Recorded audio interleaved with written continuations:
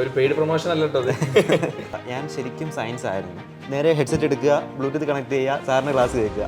Last month എൻ്റെ ഒരു travel ഈ കശ്മീരി യാത്രയുടെ തന്നെ പബ്ലിഷ് ചെയ്തിട്ടുണ്ട് മനോരമയിൽ. അത് വെച്ച് കമ്പയർ ചെയ്യുമ്പോൾ അത്ര ടഫല്ല എക്സാം, പക്ഷേ ടഫാണ്. Hi, welcome back to Edupod CUT. അപ്പോൾ ഇന്ന് എൻ്റെ കൂടെ ഉള്ളത് സൂര്യ തേജസ് ആണ്. 2 വർഷക്കാലം എജ്യൂപോഡിൻ്റെ കൂടെ ഉണ്ടായിരുന്ന ഒരു വിദ്യാർത്ഥി കൂടിയാണ്, one of my favourite student കൂടിയാണ്. ഇന്ന് CUT എക്സാം എഴുതി നല്ല മാർക്കൊക്കെ സ്കോർ ചെയ്ത് കുറേ കാര്യങ്ങൾ നിങ്ങളുമായി ഡിസ്കസ് ചെയ്യാൻ, നിങ്ങളിലേക്ക് എത്തിക്കാനാണ് സൂര്യദേവസിന് ഇവിടെ എത്തിയുള്ളത്. സൂര്യദേവസ്, വെൽക്കം ടു എജ്യൂപോഡ്. താങ്ക്സ്. അല്ല, നമ്മൾ ഓൺലൈൻ ക്ലാസ്സുകളാണ് വെൽക്കം ടു എജ്യൂപോഡ് എന്ന് പറയാറല്ലേ. അതിപ്പോൾ നീ നമ്മളെ ഓഫീസിലേക്ക് എത്തി, നമ്മൾ നേരിട്ട് കാണുകയാണ്. എന്തൊക്കെയാണ്, എനിക്ക് ഒരുപാട് നേരിട്ട് കാണുന്ന ആഗ്രഹമുള്ള ഒരാളായിരുന്നു നീ. അപ്പോൾ നമ്മളിവിടെ ഓഫീസിലെത്തി, എല്ലാവരും ഒന്ന് കണ്ടു പരിചയപ്പെട്ടു. എങ്ങനെ ഉണ്ടായി? How do you feel? നല്ലൊരു എക്സ്പീരിയൻസ് ആയിരുന്നു ഓഫീസ്. കുറേ ഞാൻ എക്സ്പ്ലോർ ചെയ്തു. പിന്നെ വന്നപ്പോൾ തന്നെ നജാസ് സാറിനെ കണ്ടു, ഭയങ്കര സന്തോഷമായിരുന്നു. വളരെ അൺഎക്സ്പെക്റ്റഡ് ആയിട്ടായിരുന്നു കണ്ടത്. പിന്നെ സാറിനെ, നിഹാൽ സാറിനെ കണ്ടു. സാറിൻ്റെ ക്ലാസ്സുകൾ കാണുമ്പോൾ തൊട്ടേ എനിക്കുള്ള ഒരു ഇഷ്ടമായിരുന്നു. സാറിനെ ഒന്ന് നേരിട്ട് കാണണം, സംസാരിക്കണം. സാറിൻ്റെ നിഹാൽ പെർസ്പെക്റ്റീവ് പോലുള്ള വ്യൂസൊക്കെ എനിക്ക് ഭയങ്കര ഇഷ്ടമാണ് ചാനൽ. ഒരു പെയ്ഡ് പ്രൊമോഷൻ അല്ല കേട്ടോ അത്. യെസ്. അപ്പോൾ ശരിക്കും നീ CUT പറ്റി ചോദിക്കുന്നതിന് മുന്നേ ചോദിക്കുന്നത് എങ്ങനെയാണ് നീ പൊളിറ്റിക്കൽ സയൻസ് എന്നൊരു വിഷയത്തിലേക്ക് അതിൻ്റെ ഒരു ഫാനായി മാറി? എങ്ങനെ? പൊളിറ്റിക്കൽ സയൻസ് ഞാൻ ആക്ച്വലി എനിക്ക് വളരെ ചെറുപ്പത്തിൽ എന്നോട് കുറേ പേര് ചോദിച്ചിട്ടുണ്ട് എന്താ ഇങ്ങനെ ഇഷ്ടപ്പെട്ടതെന്ന്. ഞാൻ 9th പഠിക്കുമ്പോഴായിരുന്നു ഇതിനെപ്പറ്റി ആദ്യം കൂടുതൽ വീഡിയോസ് ഞാൻ യൂട്യൂബിൽ അപ്ലോഡ് ചെയ്ത് തുടങ്ങി. ഞാൻ അതിന് മുമ്പേ വീഡിയോ അപ്ലോഡ് ചെയ്തു നിന്റെ ചാനൽ? ഞാൻ എൻ്റെ ചാനലിൽ അപ്ലോഡ് ചെയ്തു. എന്തൊക്കെയാണ് കറന്റ് പൊളിറ്റിക്സുമായി ബന്ധപ്പെട്ട? അതെ, അന്ന് നടന്ന പൊളിറ്റിക്കൽ കാര്യങ്ങളായിരുന്നു. അന്നത്തെ എനിക്ക് തോന്നുന്നു ഇസ്രായേൽ പാലസ്തീൻ ഇഷ്യൂവിൻ്റെ ഒക്കെ ആ തുടങ്ങുന്ന അങ്ങനെ തുടങ്ങിയിട്ടില്ല, അതൊക്കെയാണ് അപ്ലോഡ് ചെയ്തത്. അപ്പോൾ അത് നല്ല റീച്ച് കിട്ടിയാണ് അത്യാവശ്യം. പിന്നെ കുറേ പേര് ചോദിച്ചാൽ എന്താ ഇത്ര ചെറിയ പ്രായത്തിൽ പൊളിറ്റിക്സ് ഇങ്ങനെ താല്പര്യം വന്നേ. അപ്പോൾ എനിക്ക് അങ്ങനെ റീസണായിട്ടൊന്നും ഇല്ല, പക്ഷെ ഇങ്ങനെ ഇഷ്ടമാണ്. അല്ല, മറ്റേ മോഹൻലാൽ പറഞ്ഞാൽ എന്തെങ്കിലും ഇഷ്ടപ്പെട്ടു. അപ്പോൾ നമ്മൾ ഈ 10th നീ CBSE ആയിരുന്നു അല്ലേ? അത് കഴിഞ്ഞ് നല്ല മാർക്ക് 10th ഉണ്ടായിരുന്നു. പക്ഷെ പലരും ചോദിക്കും എന്താ 10th നീ സയൻസ് എടുത്താൽ വരുന്നതിനെ ഹ്യൂമാനിറ്റീസ് എടുത്തതെന്ന് ചോദിക്കും. എങ്ങനെയാണ് ശരിക്കും ആ ചോദ്യം? ക്ലീഷ ചോദ്യമാണ് ചോദിക്കുകയാണ്. അത് ഞാൻ ശരിക്കും സയൻസ് ആയിരുന്നു. 10th കഴിഞ്ഞ് ഞാൻ ഭാരതീയ വിദ്യാഭവൻ എന്നൊരു സ്കൂളിൽ പഠിച്ചത്, പത്തനംതിട്ട. അതിനുശേഷം ഞാൻ സയൻസിലോട്ട് തിരിഞ്ഞു നേരെ. അപ്പോൾ ബയോ സൈക്കോളജി എന്നൊരു കോഴ്സായിരുന്നു. അപ്പോൾ എനിക്ക് ഫിസിക്സ് ഭയങ്കര ഇഷ്ടമായിരുന്നു ചെറുതിലെ. അങ്ങനെ ഫിസിക്സ് ഉള്ളതുകൊണ്ട് മാത്രമാണ് ഞാൻ സയൻസ് എടുത്തത്. പക്ഷേ അതിനുശേഷം കെമിസ്ട്രി എന്നെ ആകെ അങ്ങ് വട്ടം കറമിച്ച് പിന്നെ അത് ഡ്രോപ്പ് ചെയ്യേണ്ടി വന്നു. അങ്ങനെ നീ ഹ്യൂമാനിറ്റീസ് ആ ഇയർ തന്നെ ഹ്യൂമാനിറ്റീസിലോട്ട്. പക്ഷെ ഇപ്പോൾ എന്താ തോന്നുന്നു ശരിക്കും? +2 ഹ്യൂമാനിറ്റീസ് 2 വർഷം കഴിഞ്ഞു. ഇപ്പോൾ ഞാൻ എടുത്ത നല്ലൊരു തീരുമാനമായിരുന്നു. അതെ, എനിക്ക് ഒരു റിഗ്രഷനും ഇല്ല. എൻ്റെ ലൈഫിൽ ഞാൻ എടുത്തിട്ടുള്ളതിൽ വെച്ച് ഏറ്റവും നല്ല തീരുമാനങ്ങളൊന്നാണ്. അതിനെന്നെ സഹായിച്ച് എടുത്തു പറയേണ്ട ഒരു സാറാണ് ജ്യോതിഷ് സാർ എന്ന് പറയുന്നത്. എൻ്റെ SVGV സ്കൂളിൽ, SVGV പള്ളിക്കൂടം എന്നാണ് ഞങ്ങൾ വിളിക്കാറ് അവിടുത്തെ സാറ്.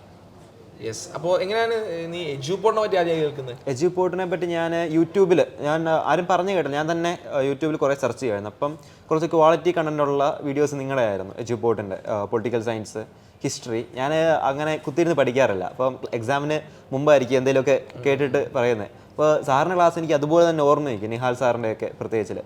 അതുകൊണ്ട് ഞാൻ അങ്ങനെ ശരിക്കും ഓർമ്മയുണ്ട് എന്താണ് ആദ്യം എജ്യൂപോഡിൻ്റെ ഫസ്റ്റ് ക്ലാസ്സിൽ എന്ത് കണ്ടന്റ് ആദ്യം കണ്ടെന്ന് പറഞ്ഞു? എജ്യൂപോഡിൻ്റെ ഓർമ്മയുണ്ട്, എനിക്ക് പലതും ഓർമ്മയുണ്ട്. ഞാൻ യൂട്യൂബിൽ +1 പൊളിറ്റിക്സ് കോൺസ്റ്റിറ്റ്യൂഷനുമായിട്ട് ബന്ധപ്പെട്ട് സാറിൻ്റെ തന്നെ ക്ലാസ് ഉണ്ടായിരുന്നു. അണ്ടർസ്റ്റാൻഡിങ് കോൺസ്റ്റിറ്റ്യൂഷൻ അങ്ങനെ മറ്റുമായിരുന്നു. അപ്പോൾ അതായിരുന്നു +2 കുറച്ചുകൂടി ഇൻട്രസ്റ്റിംഗ് ആയിരുന്നു +1-നേക്കാളും. അത് എനിക്ക് ഞാൻ പറഞ്ഞ പോലെ സാറിൻ്റെ ജവഹർലാൽ നെഹ്റുവും സർദാർ വല്ലഭായ് പട്ടേലും തമ്മിലുള്ള കൺവേഴ്സേഷൻസ് വളരെ രസകരമായിട്ട് സാർ പറഞ്ഞു തരുന്നത്. യെസ്. അപ്പോൾ അങ്ങനെയാണ് നമ്മളെ എജ്യൂപോഡിൽ എത്തുന്നത്. പിന്നെ നിന്റെ ഫ്രണ്ട്സിനൊക്കെ പരിചയപ്പെടുത്തി കൊടുത്തു നമ്മളെ ക്ലാസ്സിനെ? അതെ, പരിചയപ്പെടുത്തി. ഞങ്ങൾക്കൊരു വാട്സപ്പ് ഗ്രൂപ്പ് ഉണ്ട്. അപ്പോൾ അതിനകത്ത് എക്സാമിന് തലേദിവസം ഞാൻ അവർക്ക് ലിങ്ക് ഫോർവേഡ് ചെയ്ത് കൊടുക്കും. സാറ് പറയും നമ്മൾ ഒരിക്കലും ഒറ്റയ്ക്ക് മാത്രം ചെയ്യല്ല, ബാക്കിയുള്ളവർക്കും കൂടെ കൊടുക്കണം. അങ്ങനെ ശരിക്കും നമ്മളത് പറയാൻ കാരണം കഴിഞ്ഞ തവണ നമ്മളിവിടെ CUTക്ക് കിട്ടി വന്നതിന് പേര് ഞാൻ ഓർക്കുന്നില്ല. അവൻ ഇതേപോലെ വന്ന് അവൻ പറഞ്ഞ കാര്യമുണ്ട് സാറേ, മിഥുൻ പ്രകാശ്.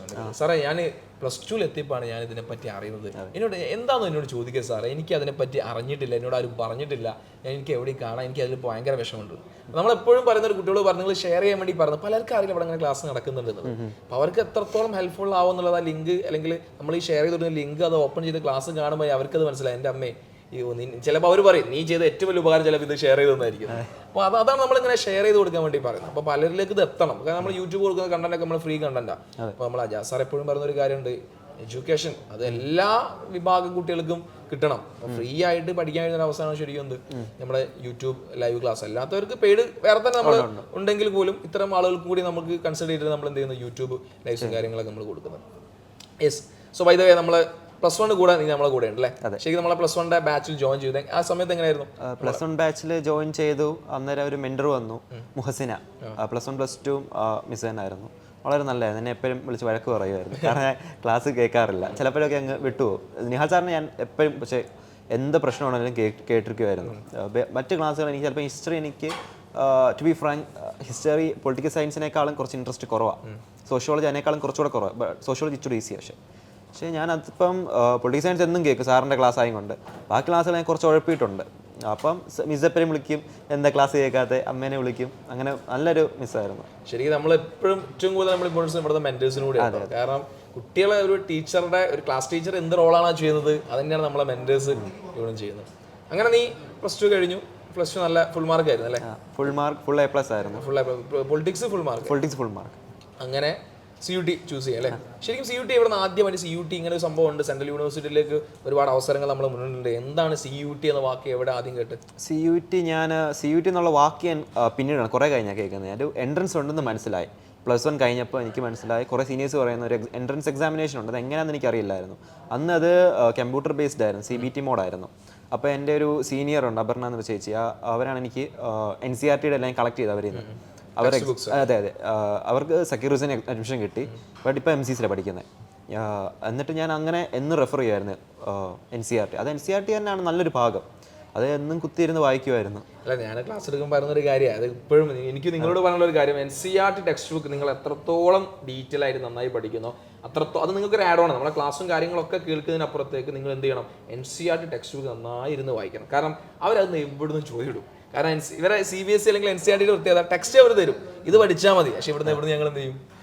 ചോദിക്കുന്നുണ്ട്. അപ്പോൾ ആ രീതിയിൽ നിങ്ങൾ എന്ത് ചെയ്യുക? ടെക്സ്റ്റ് ബുക്ക് നന്നായി ഒരു റീഡിംഗ് ഹാബിറ്റ്സ് നിങ്ങൾ ഉണ്ടാക്കിയെടുക്കണം. ഓക്കെ, കേരളത്തിൽ ഒരുപാട് കോളേജസ് ഉണ്ട്. അപ്പം എനിക്ക് തോന്നുന്നു നിനക്ക് കോളേജുമായിട്ട് കുറെ കൂടെ കാര്യങ്ങൾ മനസ്സിലാക്കാൻ കഴിയുന്ന സോഴ്സ് ഒക്കെ നിന്റെ കയ്യിലുണ്ട്. പക്ഷെ എന്നിട്ടും നീ സെൻട്രൽ യൂണിവേഴ്സിറ്റി ചൂസ് ചെയ്തു. എന്താണ് ശരിക്കും അതിന്റെ റീസൺ? സെൻട്രൽ യൂണിവേഴ്സിറ്റി ചൂസ് ചെയ്യാനുള്ള പല കാരണങ്ങളുണ്ട്. ഒന്ന് കാര്യം എന്ന് വെച്ചാൽ നല്ല എക്സ്പോസ്ഡ് ആണ്. ഞാൻ അജാസ് സാറിൻ്റെ ഒരു ക്ലാസ് ഉണ്ടായിരുന്നു, YDU, അങ്ങനെ എന്തുകൊണ്ട് സെൻട്രൽ യൂണിവേഴ്സിറ്റികൾ ചൂസ് ചെയ്യണമെന്ന്. അപ്പോൾ അതിനകത്ത് എപ്പോഴും പറയാം നല്ല എക്സ്പോസ്ഡ് ആയിരിക്കും. നല്ല കാരണം വൈഡ് എനിക്ക് എപ്പോഴും കുറച്ചുകൂടെ വൈഡ് തിങ്കിങ് ആണ് ഇഷ്ടം. നമ്മുടെ ഇപ്പം ഞാൻ വരുന്ന ഒരു ബാക്ക്ഗ്രൗണ്ടിൽ നിന്നായിരിക്കത്തില്ല വേറൊരു കുട്ടി വരുന്നത്. പലർക്കും പല ബാക്ക്ഗ്രൗണ്ട് ആയിരിക്കും. അപ്പോൾ അതനുസരിച്ചായിരിക്കും അവരുടെ സ്വഭാവം. അതുകൊണ്ട് നമുക്ക് പലരും അണ്ടർസ്റ്റാൻഡ് ചെയ്യാൻ പറ്റും. പല ആൾക്കാർ പലതരത്തിൽ. ഈ സൈക്കോളജി അതുകൊണ്ട് ഭയങ്കര ഇഷ്ടമാണ്. അങ്ങനെ പല രാജ്യത്തിൻ്റെ പല മുക്കിൽ നിന്നുള്ള കുട്ടികൾ, അവരുടെ എല്ലാം അവരുടെ ഫാമിലീസ്, അവരുടെ നാട്ടിൽ നടക്കുമ്പോൾ മണിപ്പൂരിൽ നിന്നുള്ള, ഞാൻ MCCയിലുള്ള കാലത്ത് മണിപ്പൂരിൽ നിന്നുള്ള ആൾക്കാരുമായിട്ട് ഞാൻ ഇങ്ങനെ ചോദിച്ച് മനസ്സിലാക്കുമായിരുന്നു അവിടുത്തെ കാര്യങ്ങൾ. ചിലപ്പോൾ നമ്മുടെ ന്യൂസ് ചാനൽസ് റിപ്പോർട്ട് ചെയ്യാൻ എൻറ്റയർലി ഡിഫറെൻ്റ് ആയിട്ടുള്ള ഒരു കാര്യങ്ങളായി കൺസെപ്റ്റ് ആയിരിക്കും അവർ പറയുന്നത്. നമുക്ക് ഒരു ബയാസ്ഡ് ആയിട്ടുള്ള ചിലപ്പോൾ കിട്ടാൻ സാധ്യതയുണ്ട്. അങ്ങനെ ഒരു ഇതാണ്. അപ്പം അതാണ് ഫസ്റ്റ് ഓഫ് ഓൾ എനിക്ക് ഏറ്റവും ഇഷ്ടപ്പെട്ട കാര്യം. കുറേ എക്സ്പ്ലോർ ചെയ്യുക, പ്ലേസസ് എക്സ്പ്ലോർ ചെയ്യുക, നല്ല ഫാക്കൽറ്റീസ്, നല്ല ഡിപ്പാർട്ട്മെൻറ്റ്, കോളേജ്, ഇൻഫ്രാസ്ട്രക്ചർ, ഇതൊക്കെയാണ് ശരിക്കും പൊളിറ്റിക്കലി അല്ലെങ്കിൽ സോഷ്യലി കുറച്ചും കൂടി ഇഷ്ടപ്പെടുന്ന, നമ്മുടെ സൊസൈറ്റിയെ പറ്റി കുറച്ചും കൂടി അറിയാനൊക്കെ ഇഷ്ടപ്പെടുന്ന ആളാന്ന് തോന്നുന്നില്ല സൂര്യദാസ്? എനിക്കത് നിന്റെ വാക്കുകളിൽ നിന്റെ ഒരു കുറച്ചേരം നിന്നെ സംസാരം എനിക്കത് മനസ്സിലായിട്ടുണ്ട്. പക്ഷെ ശരിക്കും പൊളിറ്റിക്സ് എനിക്ക് തോന്നുന്നു ഇതിൻ്റെ ഏറ്റവും നല്ലൊരു ഓപ്ഷൻ തന്നെയായിരിക്കും. കാരണം നമ്മൾ പഠിക്കാൻ പോകുന്ന കാര്യങ്ങളും അത് ഡിസ്കസ് ചെയ്യുന്ന കാര്യങ്ങളൊക്കെ നമ്മളെ സൊസൈറ്റിയുമായി ബന്ധപ്പെട്ട് അല്ലെങ്കിൽ നമ്മുടെ കൺട്രിയുടെ അല്ലെങ്കിൽ ലോകത്തിൻ്റെ ഒരു പൊളിറ്റിക്കൽ ബാക്ക്ഗ്രൗണ്ടും അവിടെ നടന്ന കാര്യങ്ങൾ, അവിടുത്തെ ക്രിറ്റിക്സ് ഒക്കെ ആയിരിക്കും നമ്മൾ പ്രധാനമായും പഠിക്കാൻ വേണ്ടി പോകുന്ന കാര്യങ്ങൾ. ശരിക്കും നീ ഒരു ആഫ്റ്റർ 5 years എന്തായിരിക്കും നിന്റെ കോഴ്സും കാര്യങ്ങളൊക്കെ കഴിഞ്ഞൊരു കരിയർ പ്ലാൻ എന്താണ്? കരിയർ ഞാനിപ്പോൾ സ്റ്റിക്ക് ഓൺ ചെയ്ത് വെച്ചേക്കുന്നത് എനിക്ക് പ്രൊഫസർ ആവാൻ തന്നെയാണ് ആഗ്രഹം. എനിക്ക് റിസർച്ച് ചെയ്യാൻ താല്പര്യമുണ്ട്. അപ്പം ഹോണേഴ്സ് ആയിരിക്കും ഞാൻ ചെയ്യുന്നത്. അപ്പോൾ അതിൽ തന്നെ സ്റ്റിക്ക് ഓൺ ചെയ്താണ് പ്രൊഫസർ. ആ സമയത്ത് തന്നെ ഞാൻ UPSCക്ക് വേണ്ടി പ്രിപ്പയർ ചെയ്യുന്നുണ്ട്. അത് പക്ഷേ ഹർബർ പിടിച്ച് ഒരു വർഷം ഇരുന്ന് അങ്ങനെ പഠിക്കാൻ എനിക്ക് താല്പര്യമില്ല എന്തോ. അപ്പോൾ ഈ 4 years കൊണ്ട് തന്നെ നമുക്ക് ചെറുതായിട്ട് തന്നെ ചെറിയ സ്റ്റെപ്പായിട്ട് തന്നെ ജെയിംസ് ക്ലിയർ പറയുന്ന പോലെ അങ്ങനെ കയറുക. അതാണ് ശരിക്കും. ഇപ്പം നീ DE ആണ് ഇപ്പോൾ ചൂസ് ചെയ്തത് അല്ലേ? ഏതൊക്കെ കോളേജാണ് കൊടുത്തത്? ഞാൻ ടോട്ടൽ ഏകദേശം 15 കൊടുത്തിട്ടുണ്ട്. ഹിന്ദു, ഹാൻസ് രാജ്, അങ്ങനെ ഹിന്ദുവിൽ എനിക്ക് സ്കോർ നല്ല ടഫ് കോമ്പറ്റീഷനാണ്. അപ്പോൾ ഹാൻസ് രാജ്, കിലോരുമാൽ, സക്കീർ ഹുസൈൻ, അങ്ങനെ കുറച്ച് കോളേജ്. ശരിക്കും ഒരുപാട് വലിയ ലൈബ്രറി ഫെസിലിറ്റീസ് ഒക്കെ അവിടെ ഉള്ളത്. അപ്പോൾ നീ ഇപ്പോൾ UPSCയുടെ കാര്യം പറഞ്ഞപ്പോൾ, സിവിൽ സർവീസിൻ്റെ കാര്യം പറഞ്ഞപ്പോൾ നമുക്ക് അത്രയും റിസോഴ്സ് അവിടെ ഉണ്ട്. ശരിക്കും നമ്മൾ 4 വർഷം അവിടെ പോകുന്നത് പഠിക്കാനാണ്. പണ്ട് ഈ പ്രവാസികളെ ഗൾഫിലേക്ക് പോകുമ്പോൾ അവർ പറയാറില്ല ഞങ്ങൾ ജോലി ചെയ്യാനാണ് പോകുന്നത്, ഒരു സമയം ഞങ്ങൾ വേറെ ജോലി ചെയ്യുന്നു. അതുപോലെ നമ്മൾ പഠിക്കാൻ വേണ്ടി പോവാം. ആ മാക്സിമം ആ സമയത്ത് നീ യൂട്ടിലൈസ് ചെയ്യുകയാണെങ്കിൽ 4 വർഷം കൊണ്ട് നിനക്ക് നിന്റെ UPSC പ്രിപ്പറേഷൻ ചെയ്യാനുള്ള മിക്കവാറും ഒരുപാട് മെറ്റീരിയൽ. കാരണം ഡൽഹിയിലൊക്കെ ഒരുപാട് ഇൻസ്റ്റിറ്റ്യൂഷൻ കാര്യങ്ങളൊക്കെ ഉണ്ട്. അപ്പോൾ നീ അതൊരു സീരിയസ് ആയിട്ട് എടുക്കുകയാണെങ്കിൽ നല്ല റിസൾട്ട് നിങ്ങൾക്ക് നീ സാധിക്കും. ഈ ഡിഗ്രി അല്ലെങ്കിൽ നമ്മുടെ ഈ ഒരു ഹോണേഴ്സ് കഴിഞ്ഞ് ഇറങ്ങുന്ന കൂടെ തന്നെ അതിൻ്റെ കൂടെ തന്നെ നിനക്കൊരു എന്ത് ചെയ്യും, ഒരു ആഡ് ഓൺ ആയിട്ട് കൊണ്ടുപോകാൻ സാധിക്കും. അത് കൊണ്ടുപോകാൻ സാധിക്കണം. പിന്നെ പിന്നെ വീണ്ടും നമ്മളെ CUT-ലേക്ക് വരുമ്പോൾ നമ്മളെ ക്ലാസ് എത്രത്തോളം ഹെൽപ്പായിട്ടുണ്ട് നിനക്ക്? വളരെ നിങ്ങളുടെ ക്ലാസ്സുകളാണ് ഏറ്റവും നല്ല ഹെൽപ്ഫുൾ ആയിട്ടുള്ള റിസോഴ്സ്. ഞാൻ പല റിസോഴ്സും നോക്കാറുണ്ട്. അത് NCERT അത് പറഞ്ഞാൽ പിന്നെ ക്ലാസ്സുകളൊന്നും ഞാൻ ചിലപ്പോൾ ചില ദിവസങ്ങൾ നമുക്ക് ഇപ്പം ഞാൻ ഇതിൻ്റെ ഇടയ്ക്ക് തന്നെ ട്രിപ്പുകൾ പോകുമായിരുന്നു. ഈ ബ്രേക്കിൽ തന്നെ ഞാൻ എപ്പോൾ ബോർഡ് എക്സാം തീർന്നു അന്ന് തൊട്ട് ഞാൻ CUT-യുടെ പുറകെ തുടങ്ങിയതാണ്. എപ്പോഴും സെർച്ച് ചെയ്യും. അപ്പോൾ അതിനിടയ്ക്കാണ് കശ്മീർ പോയത്. കശ്മീർ പോയപ്പോൾ എനിക്ക് NCERT വായിക്കാൻ നമുക്ക് പറ്റത്തില്ല. കാരണം ആ ഒരു യാത്രയുടെ ഇടയ്ക്ക് എനിക്ക് വായനയോട് താല്പര്യമില്ല. അപ്പോൾ ഞാൻ എന്ത് ചെയ്യുന്നത് വെച്ചാൽ നേരെ ഹെഡ്സെറ്റ് എടുക്കുക, ബ്ലൂടൂത്ത് കണക്ട് ചെയ്യുക, സാറിൻ്റെ ക്ലാസ് കേൾക്കുക. അപ്പോൾ അത് വളരെ ഒരു വൈബായിരുന്നു. കാരണം കശ്മീരിനെ താഴ്വാരങ്ങളും മലകളും കണ്ടുകൊണ്ട് പൊളിറ്റിക്കൽ സയൻസ് പഠിക്കുന്നത് അത് ഒരു ഇൻട്രസ്റ്റിംഗ് ആയിരുന്നു. ഞാൻ അവിടെ നിന്ന് റീലുകൾ ചെയ്യുമായിരുന്നു ഇതിനെപ്പറ്റി തന്നെ. അപ്പോൾ അങ്ങനെ ക്ലാസ്സുകൾ അത് വളരെ എനിക്ക് ഏറ്റവും എന്തോ ഒരു പുതുമയായിരുന്നു എനിക്ക് തന്നെ. ഇതിൻ്റെ ബാക്ക്ഗ്രൗണ്ടിൽ കൂടെ തന്നെ നമുക്ക് ഞാൻ കുറേ യാത്ര ചെയ്യുമായിരുന്നു കശ്മീരിൽ. അപ്പോൾ അവിടെ തന്നെ എല്ലാ എജുപോർട്ടിനെ കവർ ചെയ്തു ഞാൻ പോർഷൻസ് പെൻഡിങ്. അപ്പോൾ ഓരോ യാത്രയിലും ഓരോ മൊമെന്റിലും നീ ആസ്വദിച്ച് പഠിക്കുന്നില്ല. എനിക്ക് കേൾക്കുമ്പോൾ ഭയങ്കര സന്തോഷമുണ്ട്. കാരണം പലരും നമ്മളിപ്പോഴും നമ്മുടെ ക്ലാസ്സിൽ നിന്ന് പറഞ്ഞത് കഷ്ടപ്പെട്ട് പഠിക്കുന്നത് ഇഷ്ടപ്പെട്ട് പഠിക്കുന്നത്. എനിക്ക് കുറച്ചും കൂടി ഇഷ്ടപ്പെട്ട് താല്പര്യം എടുത്ത് പഠിക്കുന്ന പോലെ ഐ ഫീൽ ഇറ്റ്. പിന്നെ ഒരുപാട് എനിക്ക് തോന്നുന്നു കഴിഞ്ഞ വർഷമാണ് എജുപോർട്ട് CUT സ്റ്റാർട്ട് ചെയ്യുന്നത്. ഒരുപാട് ഇതിന് മുന്നേ ഒരുപാട് സംവിധാനങ്ങളൊക്കെ നമ്മുടെ മുന്നിൽ അവൈലബിൾ ആയിരുന്നു. എന്നിട്ടും നീ എജുപോർട്ടിലേക്ക് എത്താൻ? എജുപോർട്ടിലായിട്ട് കുറേ റീസൺസ് ഉണ്ട്. അതിനകത്ത് ഫസ്റ്റ് ഓഫ് ഓൾ എനിക്ക് മിക്ക ആൾക്കാരെ അറിയാവുന്നവരായിരുന്നു. നിഹാൽ സാറാവട്ടെ, മുഹമ്മദ് നിഹാൽ സാറാവട്ടെ, ഹിസ്റ്ററി, പിന്നെ കുറേ ഫാക്കൽറ്റീസിനെ എനിക്കറിയാം. അതൊന്നാമത്തെ കാര്യം. രണ്ടാമത്തെ കാര്യം അഫോർഡബിലിറ്റി. ഇപ്പോൾ എനിക്ക് ആദ്യം അമ്മയും എൻ്റെ പേരൻസ് പറഞ്ഞു ട്രിവാൻഡ്രസ് ഒരു കോച്ചിങ് സെൻ്റർ ഉണ്ട്, വളരെ പേര് കേട്ട. പക്ഷേ അവിടെ പോയി പഠിക്കുക, അവിടെ സ്റ്റേ ചെയ്ത് പഠിക്കണം. അവിടെ ഏകദേശം 25K അടുത്ത് വരും മന്ത്ലി. അപ്പോൾ എനിക്ക് മന്ത്ലി അതെ അപ്പോൾ എനിക്ക് എന്തുകൊണ്ടോ എനിക്കത്ര പൈസ ചിലവാക്കണം എന്നത്ര വലിയൊരു ആഗ്രഹമുള്ള കൂട്ടത്തിലല്ല. അപ്പോൾ പരമാവധി അഫോർഡബിൾ ആയിട്ട് നല്ല അഫോർഡബിൾ ആയിരുന്നു ക്ലാസ്സുകൾ. പിന്നെ നമ്മളെ കൺവീനിയൻ്റ് ആയിട്ടുള്ള ടൈമിൽ ചെയ്യാം. ഇപ്പോൾ രാത്രി ഞാൻ ചില ദിവസങ്ങളിൽ 1 മണി വരെയൊക്കെ ഇരുന്ന് പഠിക്കും, ചിലപ്പോൾ നേരത്തെ കിടന്നുറങ്ങും. ശരിക്കും ഈ ഓൺലൈൻ ക്ലാസ്സിന്റെ ഗുണം എന്ന് പറഞ്ഞു കഴിഞ്ഞാൽ നമ്മുടെ കൺവീനിയൻസ് നമുക്ക് സാധിക്കും പഠിക്കാൻ വേണ്ടി. അപ്പോൾ നിനക്ക് പറയാം നമ്മൾ ശരിക്കും നമ്മളെ എജുപോർട്ടിന്റെ ക്ലാസ് വളരെ നമുക്ക് ഓപ്റ്റ് ചെയ്യാൻ കഴിയുന്ന ഒരു അഫോർഡബിൾ പ്രൈസിലാണ് നമ്മളെ ക്ലാസ് കൊടുക്കുന്നത്. അതുപോലെ തന്നെ കൃത്യമായി CUT കൃത്യമായി പഠിക്കുന്ന ഒരു കുട്ടിക്ക് നമ്മളെ ക്ലാസ്. പിന്നെ ഏറ്റവും അതിനേക്കാളും അജയ് സാറിൻ്റെ മോട്ടിവേഷൻസ് ആയിരുന്നു. സാറപ്പന് യൂട്യൂബിലൂടെ വീഡിയോസ് ഇടും, എടാ നിങ്ങൾ ഇങ്ങനെ പഠിക്കുന്നടാ, എടാ നിങ്ങൾ അങ്ങനെയൊക്കെ നല്ലൊരു ഇടവിളിയൊക്കെ എനിക്ക് ഭയങ്കര ഇഷ്ടമായിരുന്നു. അങ്ങനെ സാറിൻ്റെ ലൈഫ് സ്റ്റോറീസ്, സാർ എങ്ങനെ ഇത്ര സക്സസ് ആയി, അതെനിക്ക് ഭയങ്കര ഇഷ്ടമാണ്. അത് ഞാൻ കേൾക്കുമായിരുന്നു കുറേ. അതൊരു ഫാക്റ്റാണ്. അക്കാഡമിക്സ് ബാക്ക് സപ്പോർട്ടിനൊപ്പം മെന്റൽ സപ്പോർട്ട്. അതെ, യെസ്. അങ്ങനെ നീ നിന്റെ ലാംഗ്വേജ് എടുത്തത് മലയാളം. മലയാളം ഇംഗ്ലീഷിന്റെ കൂടെ മലയാളം. പക്ഷെ എനിക്ക് പലർക്കും പറയുന്ന അല്ലെങ്കിൽ ആളുകൾ മനസ്സിലാക്കുന്ന തെറ്റിദ്ധാരണയല്ല, ചില യൂണിവേഴ്സിറ്റികളിൽ നമുക്ക് ഇംഗ്ലീഷ് മാൻഡേറ്ററിയാണ്. എന്നാൽ ഡൽഹി യൂണിവേഴ്സിറ്റിയിൽ അതിൽ ഏതെങ്കിലും എനി സബ്ജക്റ്റ് എന്ന് പ്രത്യേകം അവിടെ പറയുന്നുണ്ട്. നീ അതിൽ മലയാളം ചൂസ് ചെയ്ത് എനിക്ക് തോന്നുന്നു വളരെ റയറായിട്ട് ആളുകൾ മലയാളം ചൂസ് ചെയ്യാം. ആ ഒരു എക്സ്പീരിയൻസ് എന്തായിരുന്നു? അത് പലർക്കും അത് കൃത്യമായിട്ടുള്ള ഡൽഹിയുടെ ആ റോസ്റ്റർ അത് വായിച്ചില്ല. ഒന്നാമത്തെ കാര്യം, പലരും മലയാളത്തിന് ഒരു ചെറിയ സബ്ജക്റ്റ്, ഇത് കേരളത്തിൽ ഇത് വെളിയിൽ പഠിച്ചിട്ട് എന്ത് ഗുണം കിട്ടാൻ, അങ്ങനെ ഒരു മൈൻഡ് സെറ്റാണ്. രണ്ടാമത് ഇംഗ്ലീഷാണ് എല്ലാവരും ഇംഗ്ലീഷ് എന്ന് പറയുന്നുള്ളൂ. പലപ്പോഴും പല യൂട്യൂബേഴ്സ് ആണെങ്കിലും അത് കാണുന്ന കുറേ പിള്ളേരാണ്. അപ്പോൾ അവരെല്ലാം ഇംഗ്ലീഷ് ചൂസ് ചെയ്യും. പക്ഷേ ഡൽഹി അവരുടെ കൃത്യമായിട്ടുള്ള അവരുടെ ആ ബ്രോഷറിൽ പറയുന്നതെന്ന് പറഞ്ഞാൽ any subject from list A1 എന്നാണ്.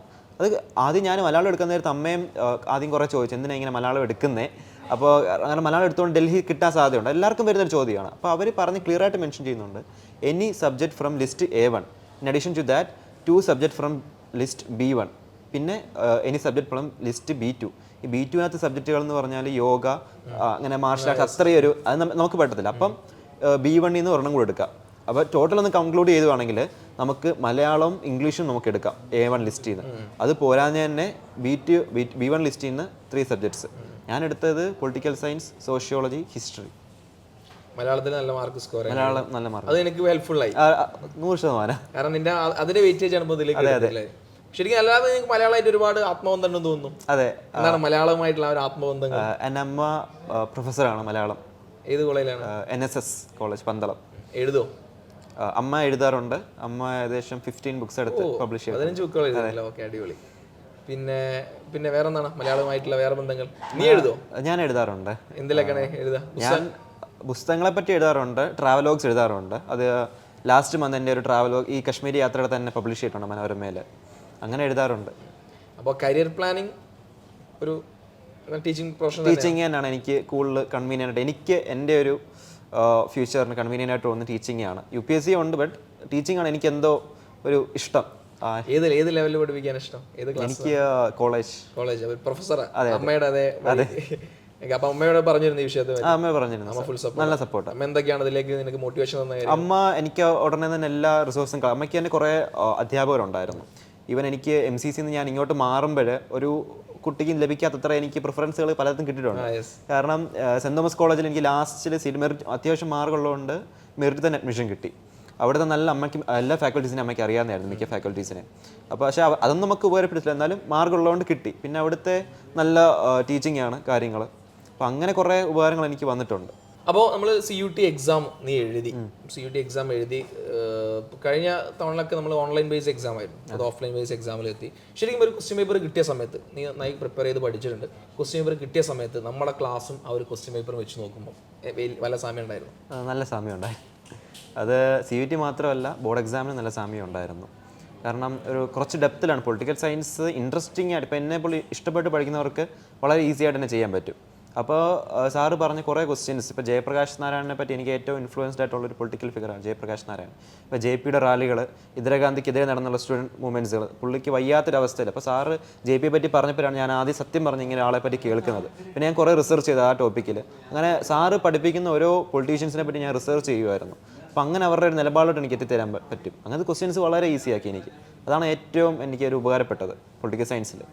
ശരിക്കും ഇവിടെ ഇപ്പോൾ നമുക്ക് സൂര്യ പറയുന്ന ഒരു കാര്യം വെച്ച് നോക്കുമ്പോൾ നമ്മൾ ഇൻട്രസ്റ്റ് എന്ന് പറയുന്ന സാധനമുണ്ട്. നമ്മൾ ഏത് സബ്ജക്റ്റാണ് നമ്മൾ എടുക്കുന്നത് അതിലേക്ക് നമ്മൾ 100% ഇൻട്രസ്റ്റ് കൊടുത്ത് നമുക്ക് വേണ്ട കാര്യം നമ്മൾ റിസർച്ച് ചെയ്യാന്നുണ്ട്. നമ്മളെപ്പോഴും ഒരു ടീച്ചർ അല്ലെങ്കിൽ മെറ്റീരിയലോ മാത്രം പോകാൻ നമ്മളതായ രീതിയിലൊരു യാത്രയുണ്ട്. അതിപ്പോൾ എനിക്ക് നിന്നുമായി സംസാരിക്കുന്നത് മനസ്സിലായിട്ടുണ്ട്. അപ്പോൾ നിങ്ങളും ചെയ്യേണ്ട ഒരു കാര്യം അതാ, നിങ്ങൾക്ക് എവിടെയാണോ ഇൻട്രസ്റ്റ് അതിലേക്ക് നിങ്ങൾ എത്തിപ്പോണം.